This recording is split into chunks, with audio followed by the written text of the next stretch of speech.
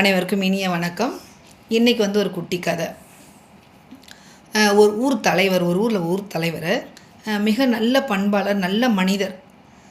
அவர் யார் வீட்டில் என்ன பிரச்சனை இல்லை அவரை தேடி வரக்கூடிய ஏதாவது ஒரு தகராறோ சண்டையோ எதுவாக இருந்தாலும் உடனடியாக தீர்ப்பு சொல்லக்கூடிய ஒரு நபர்.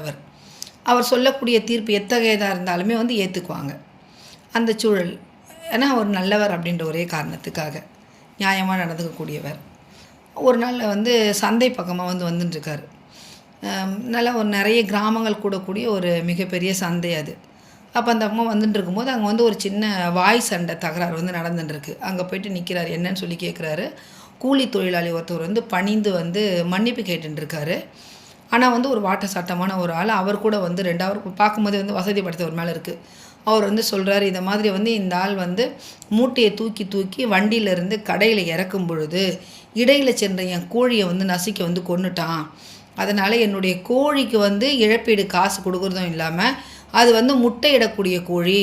இப்போ அதுக்கு ஆயில் ஒரு 5 வருடங்கள் இருந்தாலும் அந்த 5 வருஷத்துக்கு அது எத்தனை முட்டை இட்டிருக்கோம். அதனால் அந்த முட்டைக்கும் அந்த கோழிக்கும் அவன் இழப்பீடு தரணும் அப்படின்னு சொல்லி கேட்குறாரு. உடனே அந்த முதியவர் என்ன பண்ணார்னு பார்த்தீங்கன்னா, ஊரத்தில் தீர்ப்பு சொல்கிறார். இப்போ அந்த கோழிக்கும் அந்த கோழி இடக்கூடிய அந்த முட்டைக்கும் எவ்வளோ பைசாவோ அதை நீ கொடுத்துரு அப்படின்னு சொல்லி முடிச்சுட்டு அதுக்கப்புறமா இந்த மனிதர்கிட்ட சொல்கிறார். கொஞ்சம் வசதியாக இருக்கார் இல்லையா, அவருடைய கோழி தானே, அவர்கிட்ட சொல்கிறாரு. இப்போ உன்னுடைய கோழி ஒரு 5 வருஷத்துக்கு எத்தனை நெல் எவ்வளோ உணவு சாப்பிடும், எத்தனை நெல் மூட்டைகள் அது சாப்பிடும். எப்படியோ ஒரு 5 வருஷத்துக்கு ஒரு 5-6 நெல் மூட்டையை காலி பண்ணோம் இல்லையா அப்படின்னு சொல்லும்போது அந்த 5-6 நெல் மூட்டையை இப்போ உனக்கு மிச்சம் தானே.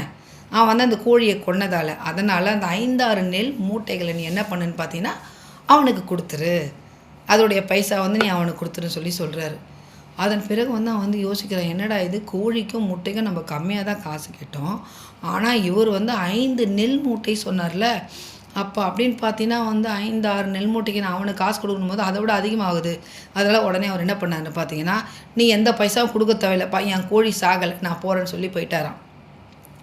எப்படி இருக்குது பார்த்தீங்களா? தனக்கு ஆதாயம் இருக்குன்னு சொல்லும்போது என்ன பண்ணுறாங்கன்னு பார்த்தீங்கன்னா உருட்டி மிரட்டி கேட்குறாங்க. அதே இல்லை நம்மளும் கொடுக்க வேண்டியது இருக்குதுன்னு சொல்கிற பட்சத்தில் எதுவுமே வேணான்னு ஒதுங்கி போகிறாங்க. இதுதான் உலகம். ஆக எதுவாக இருந்தாலும் நம்ம என்ன பண்ணணுன்னு பார்த்தீங்கன்னா சாமர்த்தியமாக நடந்துக்க கற்றுக்கணும். நன்றி.